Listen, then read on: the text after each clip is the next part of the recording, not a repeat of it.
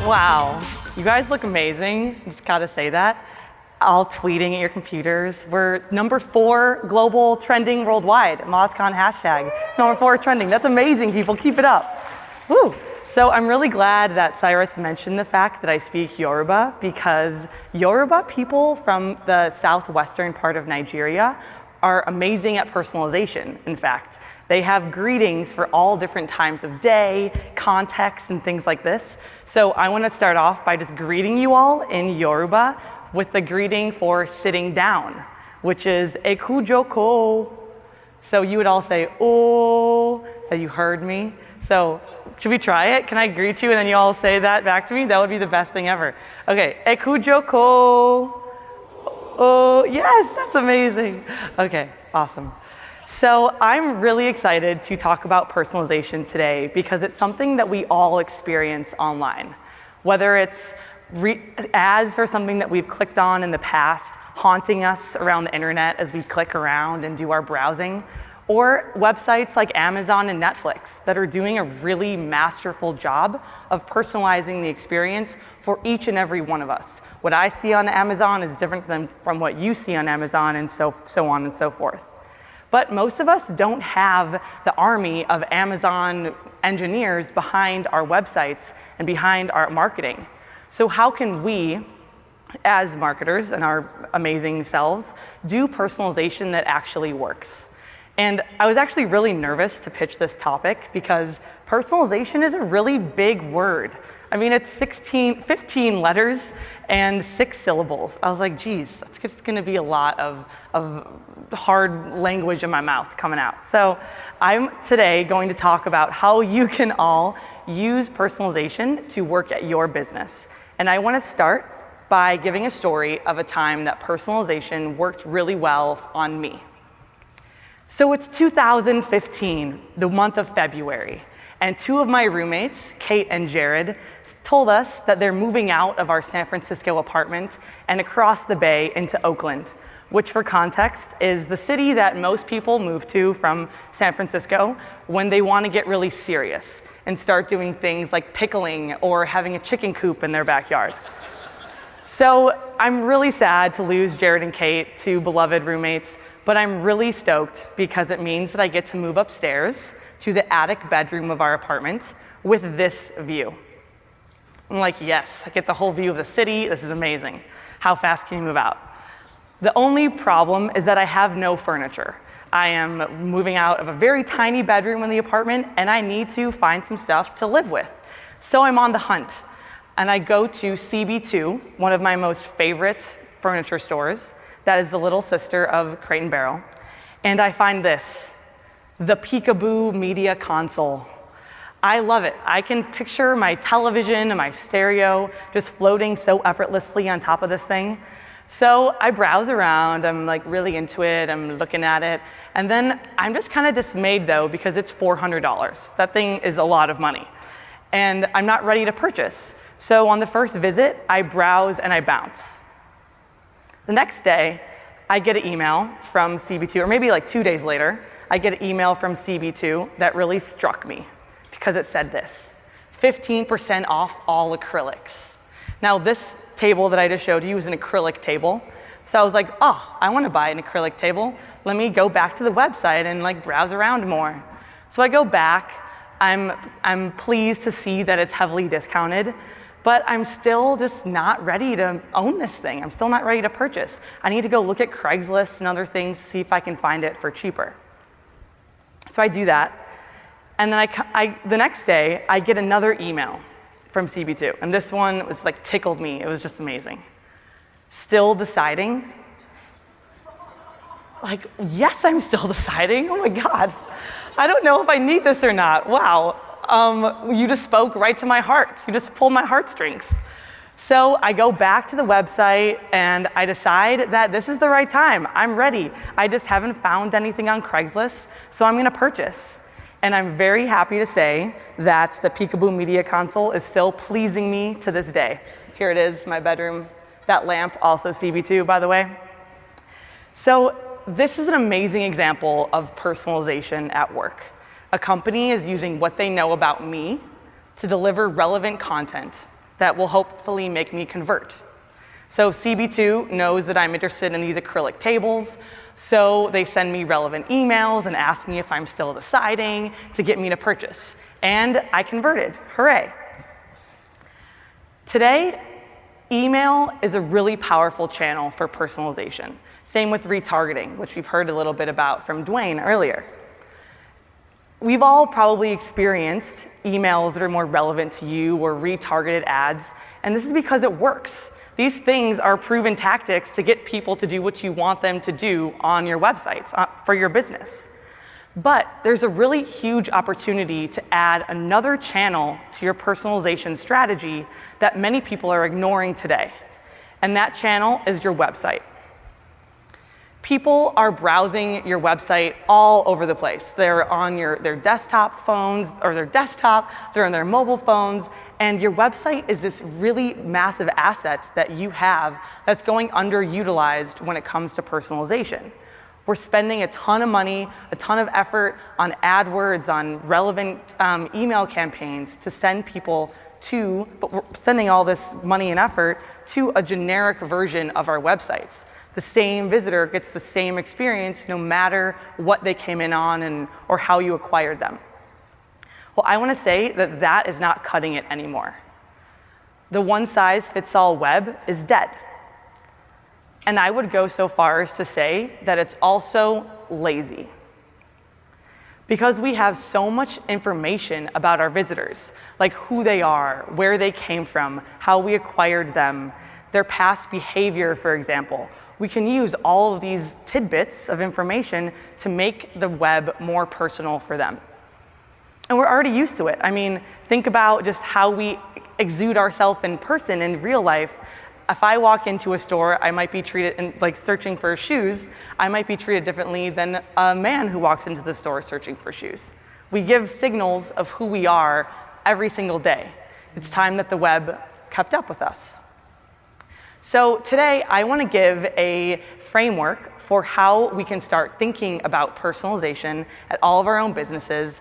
And so hopefully, we can go back to our offices and start doing online personalization that actually works. So the framework has 3 ingredients. The first one is the who. Who are you targeting? How are you slicing and dicing all the different visitors coming to your site into unique segments and personalizing content based on those segments? That is the what. The what are you showing the who? And then the third one is how. How are you prioritizing all of these millions of ideas that you have to personalize? Because we all know that there's no limit of the ideas we can have, but which ones are actually going to get shipped or built and shipped? That's another story. So this framework starts with the who. And there's 3 major ways that I've seen in my work at Optimizely that I've seen people think about how they're slicing their audiences. And that is based on context or the status of the visitor. So are they logged in or are they logged out? Are they coming from an AdWords campaign or are they coming from organic search? Then things like demographic qualities. These are things that you innately know to be true about a visitor. Whether the visitor is a male or a female, whether they are located in Seattle or San Francisco. And then there's behavior, the things that a visitor has done on your website. And this is a little bit more complicated because there's a lot of different ways that you can kind of figure out who's done what, for example, but we'll get into it. So I want to give, to highlight each of these attributes, I want to give some examples of businesses that have been doing personalization and slicing their audiences in these 3 ways. And I'll start with an example of a website called Secret Escapes. Now, Secret Escapes is a travel deals website based in the UK, and they are spending a ton of money on AdWords. They're bidding on keywords like luxury travel, spa breaks, because spa breaks is a thing that you say in the UK, I guess, for like spa vacations or spa holidays, something. And they're sending all of that traffic to this landing page. Now this landing page looks pretty good. I think it's like it was converting decently for them, but they wanted to find out how they could decrease the spend on AdWords. And they came up with a number of hypotheses for this. So they decided to try personalizing their landing pages based on the keyword that a visitor was coming in from. So here is the generic version of the page. Every single visitor who comes there, no matter from what AdWord it is that they clicked on, sees this version of the landing page. Now here's the personalized version they tried for the keyword spa breaks. So they decided to change the messaging and the image to put people in the mood, to put them in that spa luxury environment. So they, in other words, personalized the content of the landing page based on the keyword that brought them there. We call this symmetric messaging. It's really powerful. And again, it's very powerful because this worked extremely well for them. They saw a 32% increase in conversions on traffic from this AdWords keyword just by making the messaging on the ad symmetric to the messaging on the landing page. Now this isn't just a lot of new leads for Secret Escapes. This is a potentially money savings for their AdWords account because the bounce rate on this page is going down, so the quality score could be going up. So I really recommend that you guys all go out and try this on any of your AdWords landing pages because I've seen it work time and time again. So this is Secret Escapes using context or the status of the visitor and how the visitor came to their site to personalize. Okay, the next example is another example of context, and this comes from AdRoll. AdRoll is a B2B website that offers a retargeting service, and they are personalizing here on their homepage based on the status that a visitor is in, whether they're pre-sale or post-sale. They're doing a really simple change here. For the pre-sale experience, they're giving people a phone number to call. That if they have questions or want to talk to a sales human on the other end of that line, they're giving them the pre-sale. But for post-sale, they're giving people a link to the support center. So maybe people don't want to talk to someone, they're already sold, they have questions. So a really simple way to personalize the content of your site based on the context that a visitor or the status that a visitor is in. Another one from AdRoll is more getting into the demographic of a visitor. So here they are targeting the site to enterprise and SMB audiences by changing the header CTA. For enterprise, they want to get people on the phone. They have a whole fleet of sales humans. They want people talking to them. So request a demo and get in touch with us. But they also have a free trial that you can just try it out real quick and easy. So for them, they think that this demographic of enterprise versus SMB audience is going to improve and be more personal and relevant to their audiences. So that's a great example of demographic. Now I want to give you an example of behavior. And this one comes from an e-commerce company called The Climb. They are based in Portland, Oregon, and they sell outdoor gear and fun things that you can go backpacking and stuff with. So these are a group of really savvy retailers. They know that they want to show the right products to the right people who will actually buy them. Those are the right people who actually buy these products. So they've looked through their data and they found that the leading indicator as to whether or not someone will buy their product is whether or not they bought something in the past. So if someone's bought in the past and they want to try to get the best products in front of those people to maybe buy them again, or just to buy them. So they created a different experience for the past purchasers segment of their visitor base. And they decided to show them Oakley products because Oakley has a really high margin. They sell really well, and people, what they pay for them is a lot less than what they can sell them for. So they decided to try targeting past purchasers with Oakley products. And this went pretty well for them.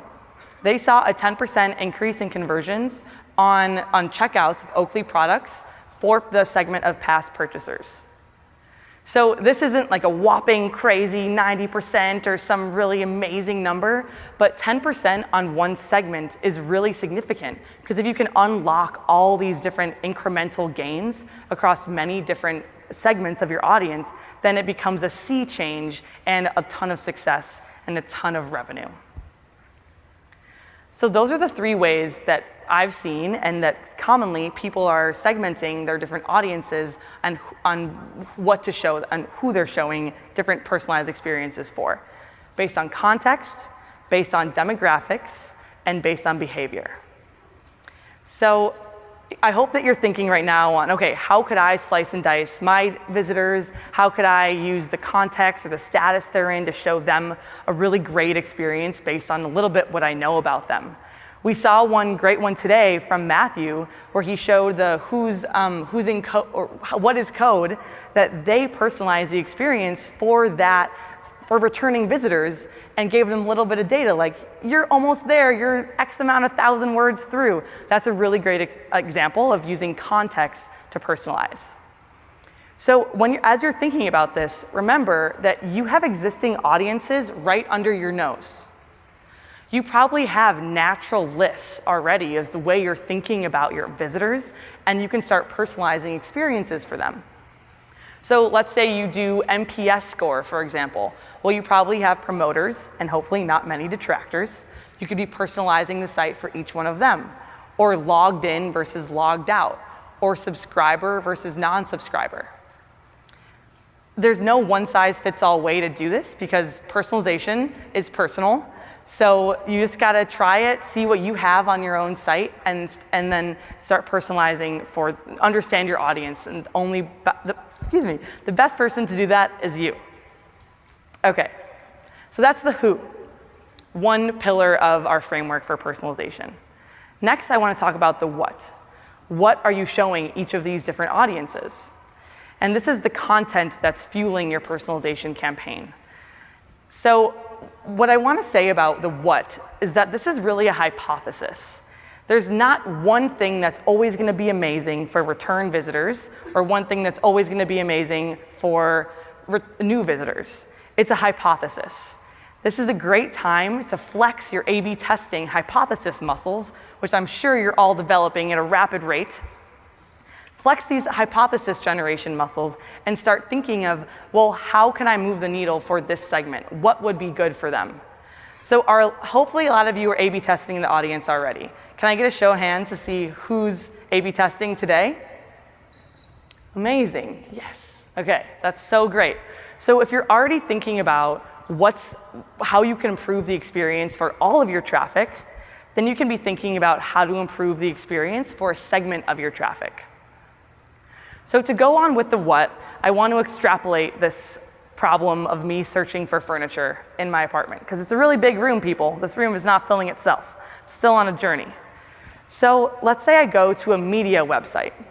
It's like a DIY website, and they have ideas for how to furnish your attic apartment, things to do. So if I am coming there and I'm a new visitor, one idea is to show me an onboarding experience with a tour of the site. Because if I'm coming in and I'm just searching for attic apartments, well, I might want to know that you also have content for the kitchen remodeling or for my living room. So if I'm a new visitor, maybe giving me an experience of a tour of everything that you offer would be a really great way to get me to return and keep sharing the great information you have with my friends. But if I'm a return visitor, maybe give me an email sign-up newsletter call to action. I've already expressed interest in you, you're valuable to me, I'm coming back to you, so capture that value and give me more reason to come back. So 2 quick ways you could personalize for new visitors or return visitors if you are a media site. Some examples here. Let's say you're a retail site, and I am the visitor, I'm coming to you to shop for couches. And you know, as the retail site, that I, the shopper, am located in San Francisco. Well, I have a hypothesis that you might sell me more furniture if you give me local in-store pickup options, because furniture shipping is really expensive and it takes a while. And if I have the opportunity to drive my car over to you, then maybe I'll be more likely to check out. One example, one hypothesis. We don't know, we have to test it. What if I haven't visited the site in 90 days? Maybe give me a promotional offer for a limited time discount to give me a little bit of incentive to get back and to be purchasing. I've seen these things work. They're great hypotheses, but you take this to your team. Go explore what you could possibly show these people, because there's so many things under the sun to show them. But a word to the wise as you're thinking about this is don't be creepy. So creepy is super arbitrary, because what's creepy to me may not be creepy to you. I was not at all creeped out by CB2 when they said still deciding, but I could have been very creeped out if they were like still deciding on the acrylic table that you viewed twice and haven't purchased.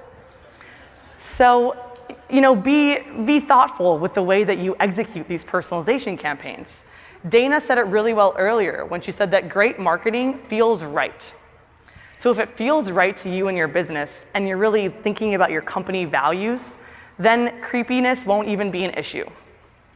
Just don't be as creepy as this van that says Hogwarts Express on it. I mean, like, what? This is amazing. This really exists. Found it on the internet. It must be true. So when you're thinking about your personalization levels, just keep it like down here, not up here. If this is Hogwarts creeper van, just keep it down here. Okay, then you'll be golden. So that was the what, the second stop in our framework personalization journey. So now I want to talk about, and when you're thinking about what, remember that it's a hypothesis. That if you can do A/B testing, you're already doing all this hypothesis and like ideas for A/B testing, then personalization will come really naturally, because it's just thinking about what's going to work best for a different segment of your audience. Okay, now I want to talk about the how. And once you have all these ideas out, you've got like your Google Doc or your Trello board or your Jira queue of all these different ideas, now it's time to think about how to build and ship them, which ones get built and shipped. And I've talked to a lot of businesses about this. I do case studies at Optimizely, so I've talked to a lot of companies about how they think about prioritization, and it comes down to 3 things. 1, the potential business impact that this personalization effort can have. 2, the technical effort to execute this personalization campaign. And 3, the requirements to sustain it. So when you're thinking about personalization, or prioritization, it's too similar. When you're thinking about prioritization, you could be really strict and have a point system. It's like 1 point for each business criteria that this personalization thing meets. Or you could be really loose and go out for beers and just talk with your coworkers about what's gonna work, what's not gonna work, and just be really loose with it. I've seen both work. It's all up to you and how you wanna frame it. But I do have some takeaways and some actionable advice for when you're thinking about prioritization. And the first one is take big bites for big impact. By big bites, I mean starting to segment for audiences that either represent a lot of traffic or a lot of value. Because at first, you don't want to start personalizing for all the possible little niche segments that have like 1,000 or 100 visitors in them, because you're not going to get really actionable results from that personalization. So instead, think about audiences, think about who makes up most of your traffic. Go to your Google Analytics. This is all visible right there. Your top level insights about who's coming to your website. Maybe you can slice it based on new versus returning visitors, or people from a desktop site or a mobile site. Don't get too aggressive with really segmenting for one-to-one personalization. The Amazon level, you could get there eventually, but start small. Start with small amount of personalizations that have a really big value, big impact. So there's the big traffic component to this, but there's also the kind of traffic that has a lot of value. So think about the traffic that you're spending the most amount of money to acquire. And you better be personalizing for them, because if you're paying for them to come to your site, then you better be converting them into value for your business.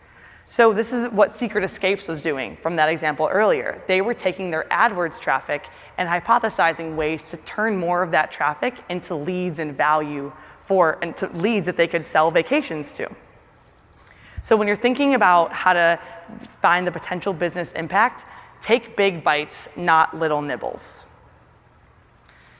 The second pro tip on here is be realistic about the technical effort it's going to take you to actually execute this personalization campaign.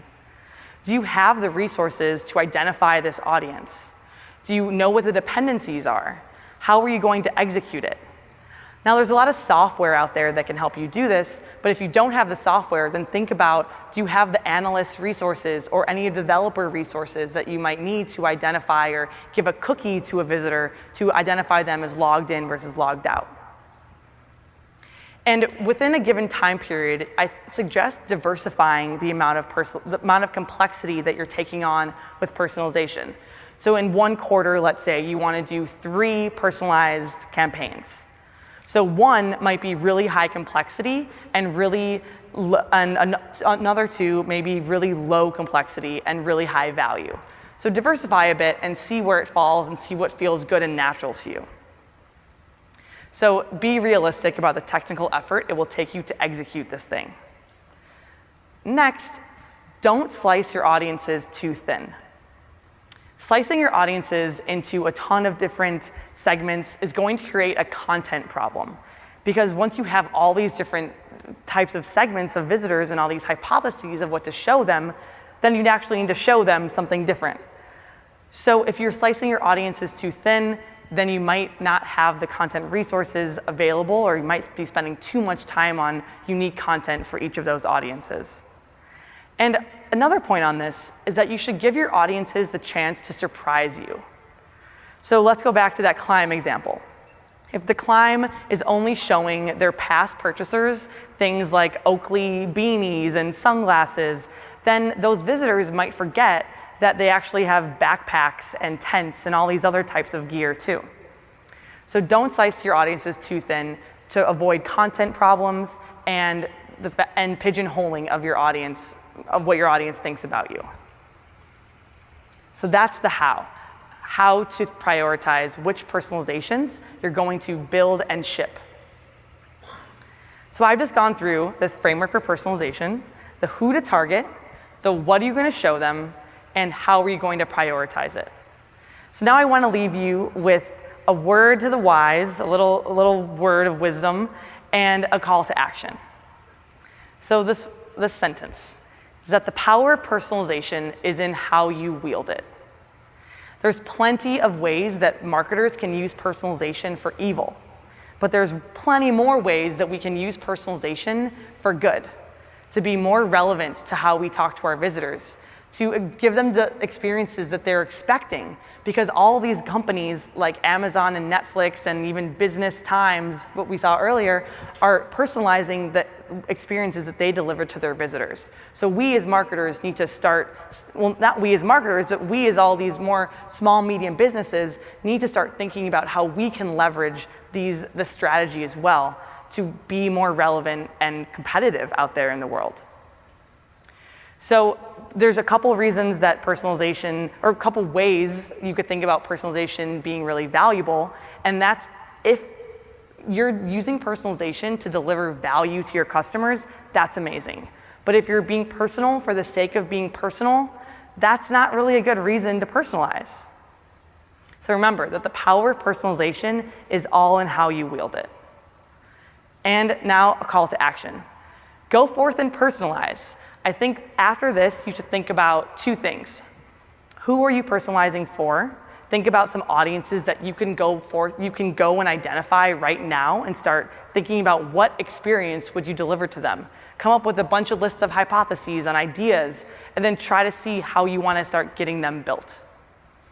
If we all work together, I think, to do this, to make the experiences that we deliver online more relevant and more delightful, then we'll have a lot to talk about. So many case studies. So once you do this, tweet at me, think about, I want to write about it, I want to learn from you, from your successes and your failures. that failure is good. This is a really new domain that people are getting into. This dirty word of personalization is just taking hold really fast.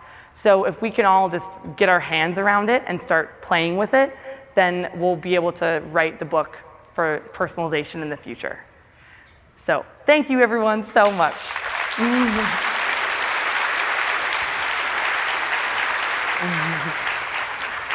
Yay! Cara, yay! So happy. So happy. It's fun. That's awesome. Yay. So a lot of people are listening.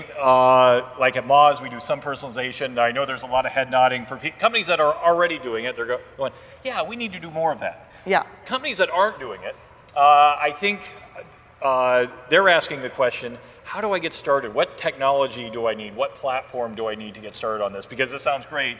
Yeah. So what recommendations do you have in that area? Yeah. I knew I was going to get this question. It's Yeah. a good one. And so the answer to that is that there's a lot of different tools that are starting to come up on the market really fast with personalization. I don't have a recommendation for the one that you must use because they're all very different depending on what kind of personalization or kind of who you are as a company. So I might just say that Optimizely just started, we just released our new personalization product. So you can sign up for that, but also there's a lot of things out there like rich relevance, smart content. I don't have the direct answer for which one you should be using today, but there are tools out there and that deserves its own talk basically because there's so much there's so many different tools. So we're gonna do a blog post on that on the Optimizely blog and I will make sure to tweet it out to everyone when it's done. But I guess one other thing to say is that you don't need these tools to start personalizing. There's things you can do right now just with a developer that would be helpful to start to deliver a different experience based on what you can infer about your visitor. Okay, and maybe this is the same question. Evan Davis, and by the way, Evan Davis, you've been tweeting great questions all day, thank you. Is there a inexpensive way to personalize for small businesses? Let's see. Yes, there's definitely an inexpensive way to personalize for small businesses. I think everyone, no matter if you're a huge business or a really small business, can take advantage of the data you have about your visitors and personalize for them. So what I would say is think about the existing lists that you have today, and maybe you don't treat each the existing like natural ways that you're segmenting your audiences today. And you don't have to think about each one as a hypothesis. It doesn't all need to be measured immediately because you might know this is just a better thing to deliver than the norm for everyone.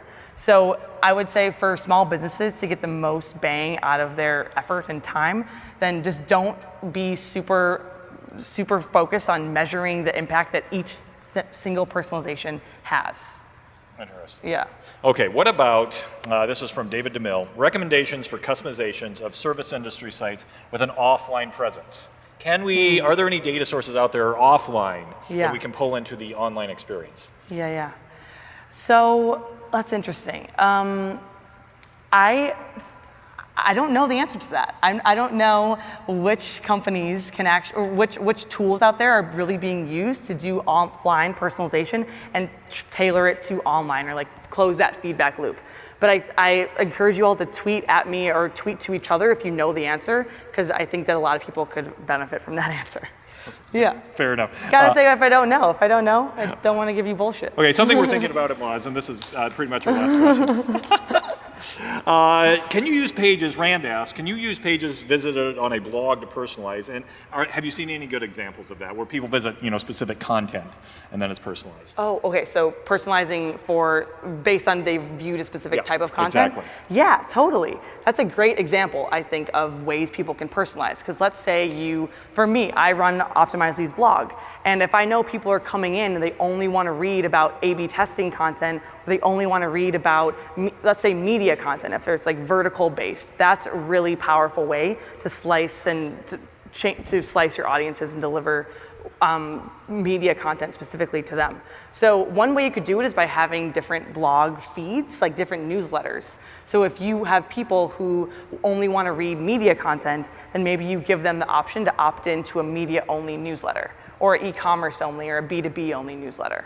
Excellent. And people want to learn more about this, the Optimizely blog is a great the Optimizely blog is a great place. And A/B testing? Yeah. And A/B testing. We're working on a blog post right now on the impact that personalization has on SEO. So it's a real doozy. It's a big question, and there's, like I said, this is like the cutting edge. We're not really sure out there of everyone what impact personalization will have on search rankings. But all we can say is that Google personalizes their own websites, so it must be good. It must be good. It must not hurt. Cara Harshman, everybody.